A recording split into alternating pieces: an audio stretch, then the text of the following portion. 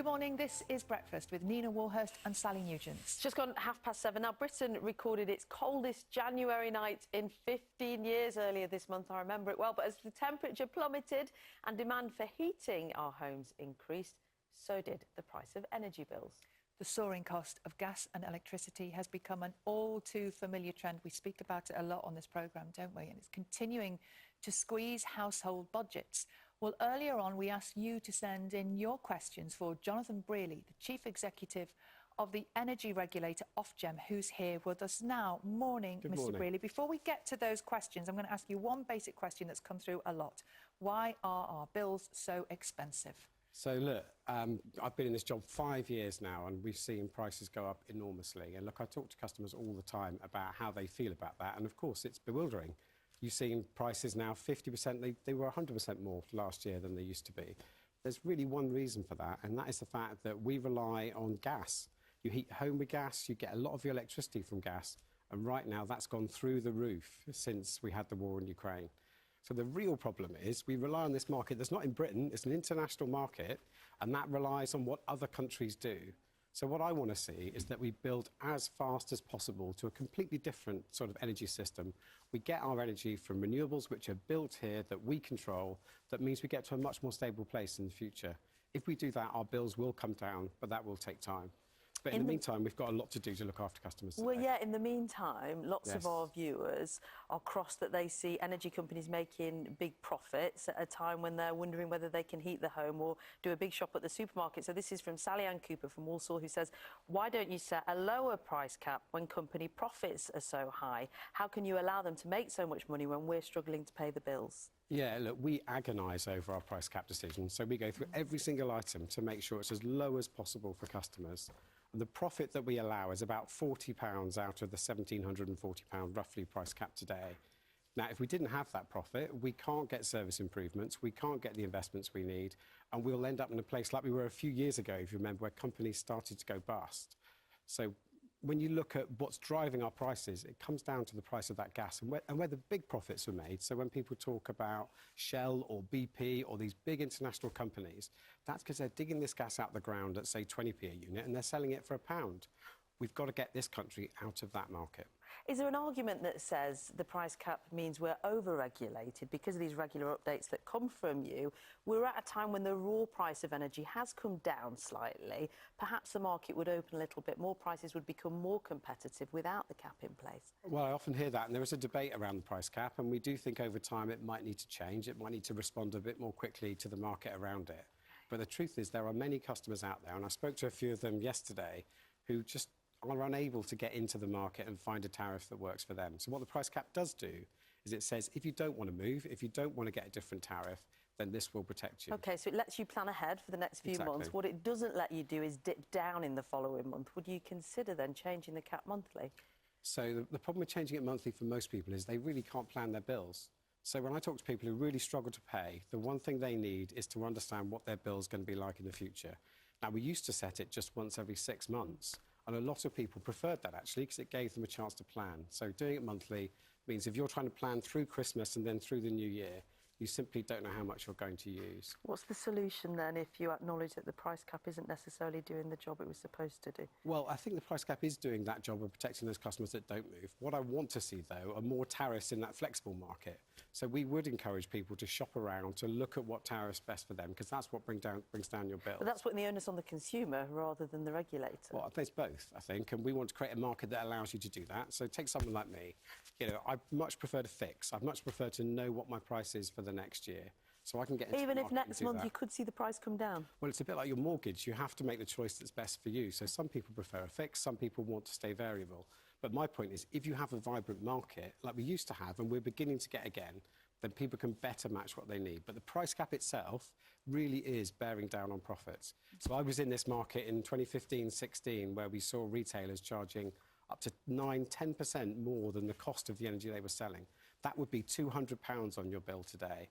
So we've brought profits down there, but we want to create that market that allows those who can choose to choose a tariff that's best for them. One of the things that people are saying when they write into us is it's confusing. We've had this from Kasif Khan, who says, how can we be sure we're getting the cheapest energy deal? All the different rates and all the different tariffs are confusing. They all promise to be the cheapest. Yes, look, I mean, I think this is where you need to use the resources that are out there. I think the switching sites are a great place to go to find out where the best tariff is for you. I think also, if you are confused, the consumer charities help a lot in helping people make sense of that.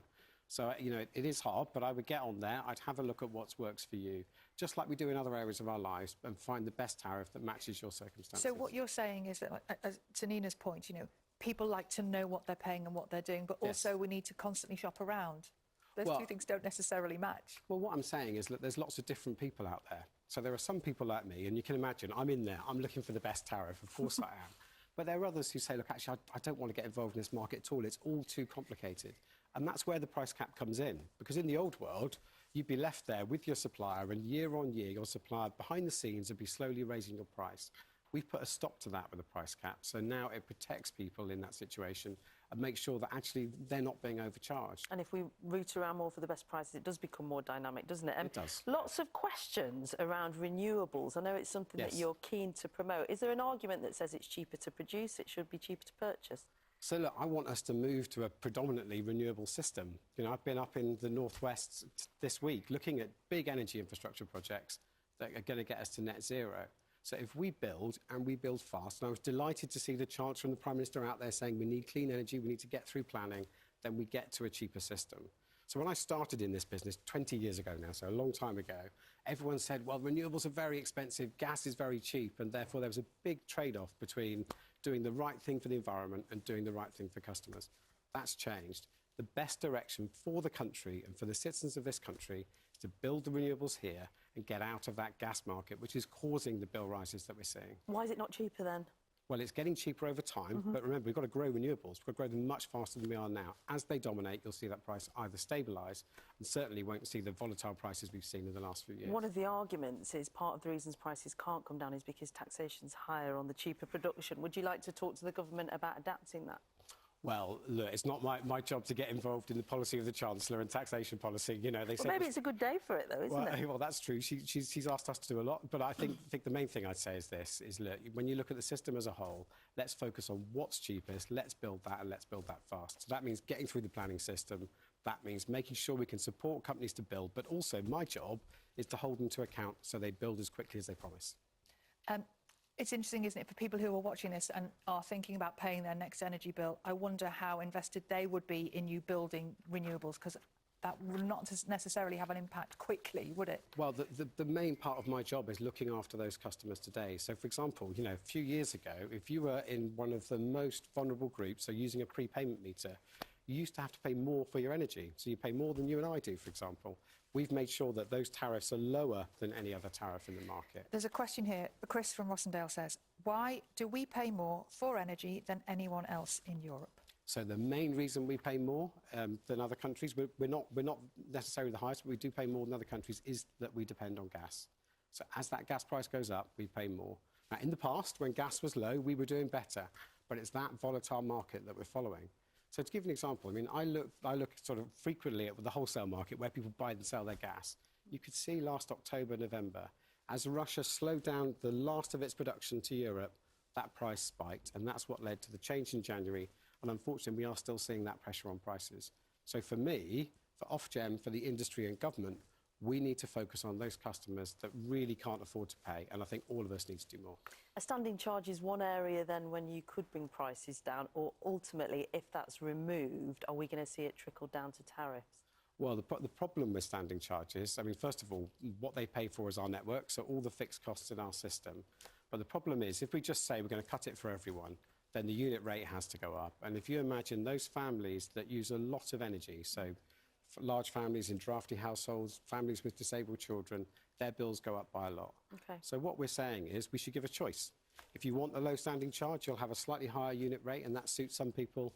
But if you are happy to accept a higher standing charge, so you are in that large family, then maybe that's the best rate for you. So we're creating the system to do that. How far off are we from those options being presented, then? Well, we hope to get those in the market by this winter. So before next winter, we'll get those in the market. Andy from Northampton has said this. I think you've probably answered half of it. What will bring energy prices down? But he then goes on to say, will they ever return to pre-pandemic levels?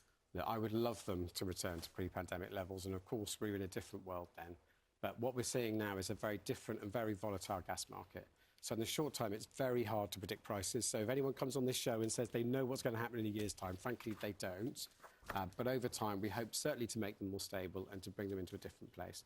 Whether they come down to pre-pandemic levels, I simply don't know. Quickly today, I know you said it's not for you to push the government, but they do want to promote their green credentials, their renewable credentials. At the same time, they're building another runway at Heathrow. Do you think their plan for green energy is credible?